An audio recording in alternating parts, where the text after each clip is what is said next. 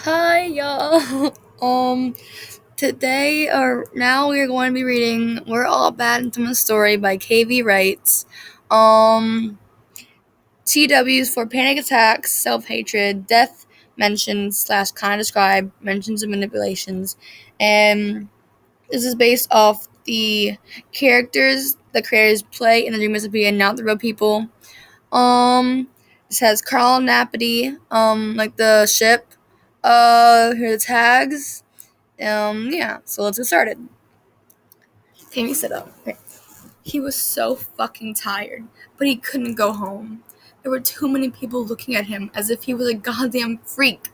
Hell, there were statues and flowers dedicated to him. People were even calling him selfish. He didn't mean to, but he had kind of stumbled a little too far.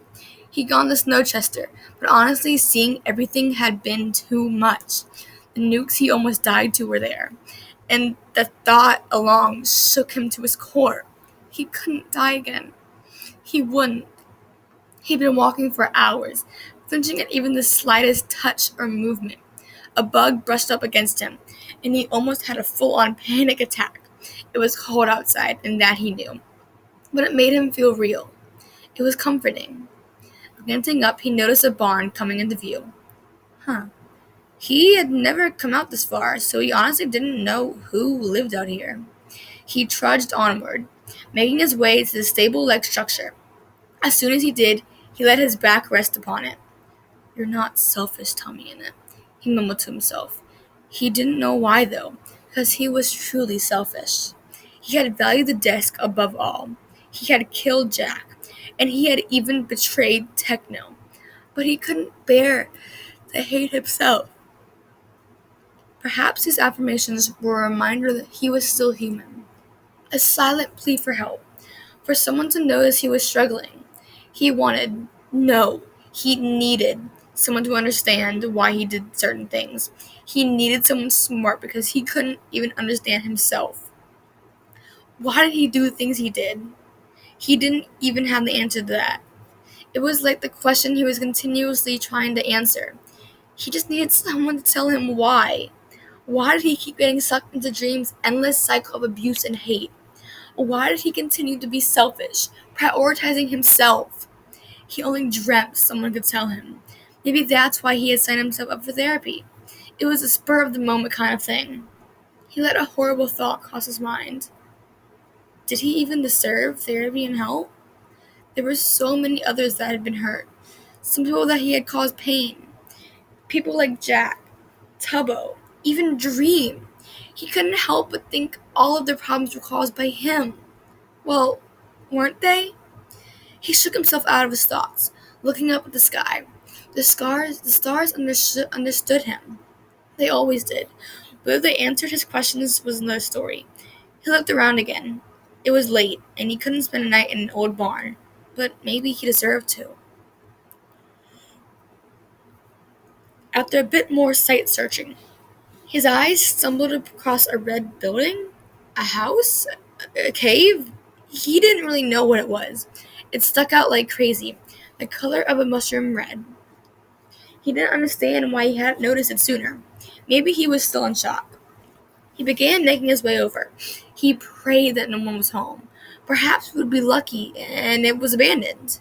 The closer he got, the more that seemed unlikely. First of all, it was well maintained. There were actually a garden growing outside. Secondly, its inhabitants were definitely home because light shot through the window. He didn't mean to wince. It was just out of habit. The prison cell hadn't been that bright, and there was just enough light to see around. He had made a mental note to pick up a pair of sunglasses. He didn't want to endure a sensory overload anytime soon. He was slightly freaking out now. Who had a mushroom house in the middle of nowhere? He gently sat his hand on the door, flinching at the texture. Would this person actually take him in for the night? Hesitantly, he knocked. He could hear footsteps inside, and without meaning to, started to panic. Sorry about that. He mentally tried to prepare something to say in his head, but he couldn't connect the dots. Before Tommy could think of something sufficient, the door had opened. There stood Sapnap. Fuck. Hey, look, I can just go, Tommy started, his voice wavering. He took a deep breath to calm himself, not looking at Sapnap. I know you probably heard of us dead. I know we haven't been on the best terms. Look, I know I'm selfish. Tommy, hey, Sapnap began, reaching out to place his hand on the boy's shoulder. His hand didn't make it far. Tommy backing up, only further spiraling. I don't feel real, he choked, his face filled with tears. I just need a place to stay. The city is just all too much. People hate me, love me, or think I'm a fucking ghost. Tommy, you need to fucking breathe. Sepnum snapped. He didn't want to, but hell, a kid was crying on his doorstep, and he didn't know how to make it stop. He let Tommy and himself take a few deep breaths. You are always welcome here, no matter our past, Sepnum assured, not making any sudden movements. You can stay the night. I'll grab Carl, you two can chat, and I'll set up our guest room. Okay? Tommy looked up at the older man, and perhaps for once in the past few months, there was an actual spark of hope in his eyes. A glint of self-love, and care, and selflessness. Maybe, just maybe, he could do better. Sapnap could forgive him, so he could perhaps forgive himself. He nodded, and a look of relief washed over Sapnap's face. Tommy tilted his head in confusion. Sorry, tired. Sapnap cared for him? The black-haired man opened the door to the mushroom-like house. He stepped aside, giving Tommy enough room to enter without being touched. Tommy silently thanked him. Sapnap led him to a kitchen. Just stay here, okay? I'm going to grab Carl, Sapnap explained, and for once it didn't seem like a demand, just a friendly request. Tommy just nodded along again. He was thankful that he didn't need to talk. But then again, he had talked to people, then dismissed them. Why was he opening up and then shutting down? He frowned. Why was he such a fucking mess? Why was his life so difficult and unexplainable? Had he made it this way?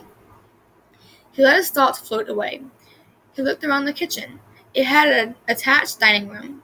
It was cozy, friendly. It seemed that Seth and Kyle had a retirement arc.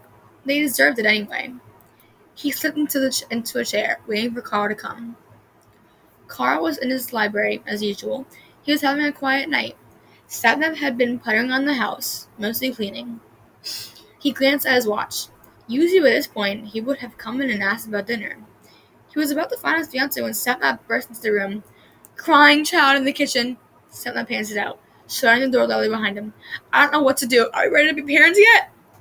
Carl was still trying to figure out the first sentence, but the cat Sapnap just kept on rambling. I mean, I knew we wanted to have kids, but like adopting a traumatized child? He continued. I mean, we haven't decided on that yet, but still, I think it's an option. Carl approached him, trying to steady his fiancée.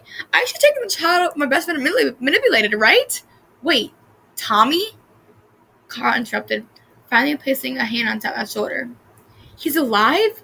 Quackity said he was dead. Well, he was. He just showed up on our doorstep. Sapnap explained, much calmer now. Oddly too docile for the situation. He's kind of freaking out in our kitchen. What the fuck, Sapnap? He was freaking out, and so was I. Sapnap shrugged. So I offered him a place to stay? Carl nodded. Yeah, that idea seemed nice. He could keep Tommy safe. After all, the boy had changed history. I told him you would go talk to him while I made up our guest room. That sounds like a great idea. Carl smiled, making his way to the library's exit. You could do that, okay? He ordered in a husband-like voice. Oh, and just make it simple, Carl reminded. He's probably super stressed. Just a room with a bed, blanket, and pillow. The softest one we own. Yeah, of course. Sapnap muttered. The two started to head out of the room. They quickly split ways. Carl stopped to think. What had he done differently? He'd seen Tommy die quite a few times, interfering to save the kid's life. He entered the kitchen, finding the kid slumped on a chair, head in his hands. He didn't make any noises, waiting for Tommy to notice him. He opened one of the cabinets, pulling out 2 tea packets. He figured he would like the blend. He plugged in his kettle, grabbing 2 cups. By this point, Tommy seemed to have noticed him. He had turned his attention over to Carl. The boy's eyes were puffy and red. He had been full out sobbing. Carl didn't want to start a conversation if Tommy didn't want to have one. The kid just needed comfort, and if that meant sitting by his side the whole night, Carl would do so. They stayed in silence, only talking as the tea finished. "Thank you," Tommy muttered as Carl passed him a cup of tea. The younger man observed Carl as he slid into a seat across. Carl stared right back. What was Tommy expecting him to do? Kill him? He had worked too hard for that. "Are you okay?" Carl asked softly. He didn't need to know about the stupid revival book, or Dream, or anyone. He just needed to make sure Tommy was okay. "Honestly," Tommy whispered, tears starting to spill again. "No, no, I'm not." Carl felt for the boy, and he just wanted to hug him. But he couldn't, so instead he put his palm on the table. It was an invitation. He was surprised when Tommy took it. He was hesitant, but he did.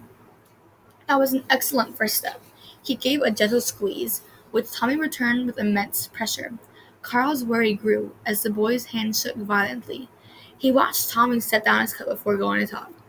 "I've been so selfish, Carl," he cried, tears coming back.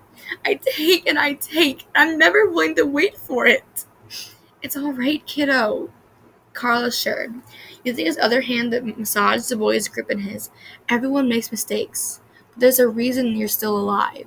You have a chance to fix them." Tommy, for once in his life, had actually listened, nodding. "You have to understand, we're all bad in everyone's story," Carl explained. "But just because Jack Manifold sees you as a horrible person doesn't mean you are." He paused. "You may have done bad things to him, but that doesn't define you." Tommy didn't seem to respond, tears only continuing to roll down his eyes. They'd have to work on that issue. "Can I talk about Dream?" Tommy asked softly, and Carl doesn't think he's heard the boy talk any quieter. He nods. The boy needs to know he has a friend that would be there. "He beat me to death, Carl." The time traveler couldn't help but gasp. "I was somewhere in the afterlife, but I wasn't. It wasn't like hell or heaven. It was like an in-between." Carl bit his tongue. He hated those words. Sorry. It was just an endless black void. Slat, Wilbur, and Mexican Dream were there. Tommy gulped, his knuckles going white. It was horrible. Worse than exile. Carl grimaced again. He'd gone back in time enough to know what exile was like. "Tommy, look at me." The teary-eyed kid looked up. "Everything is going to be okay now. Sapnap, Quackity, and I are going to take care of you. You got that?" Another nod. "This is your home now." That was worrisome. Tommy was never that quick to agree. He was never submissive, always fighting for what he believed in. He made a mental reminder to check in on that. "Now, you finished your tea," Carl mentioned, peering into the empty mug. "Why don't we get you to bed?" Tommy smiled and began standing up. Carl moved with him, ensuring their hands were interlocked. They made their way to the bedroom, where Step had just finished setting everything up. "Comfy clothes?" Step offered, holding a pair of mushroom pajamas. Tommy whispered a very quiet thank you, taking the clothes and heading into the connecting bathroom. They both stayed outside the door, just in case something was wrong. It didn't take long, and eventually the boy was back in bed. The fiancé exchanged a glance. Should they say something? "Do I deserve to die?" Tommy whispered through the night, prompting the two to rush to Tommy's bedside. "Technoblade said I'm a hero, and I died like one. I should have stayed dead." Technoblade was wrong, Sapnap muttered, running a hand through Tommy's hair. He didn't flinch. He felt he could trust the older man at this point. "You're not a hero, just a kid." Carl smiled, placing a parental kiss onto Tommy's forehead. The two older men got up, heading to the door. "Get some sleep," Sapnap ordered, his tone playful. The two left, leaving Tommy alone. It was lovely, and he let himself relax into the pillow. He was so fucking tired, but he was finally home.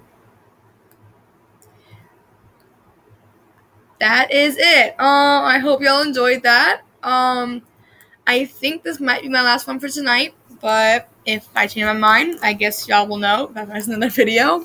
I'm just trying to get started, and I really appreciate all the support I've had so far.